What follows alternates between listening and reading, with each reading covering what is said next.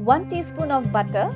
Add onion slice. Stir gently the onions with butter because this breaks down the sugars so the onions taste extra sweet and gives you best flavor. Add butter and lightly fry the chicken salami.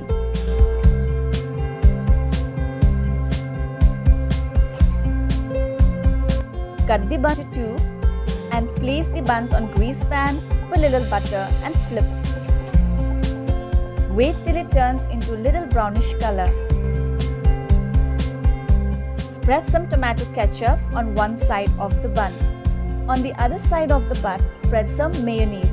Layer some fried onions. Add 3 pieces of chicken salami, 1 sliced cheese, tomatoes. I'm using toothpick to keep the burger together. Add little butter. Place the burger, cover and let it steam for 5 minutes on a low heat. Chicken salami cheeseburger is ready to serve.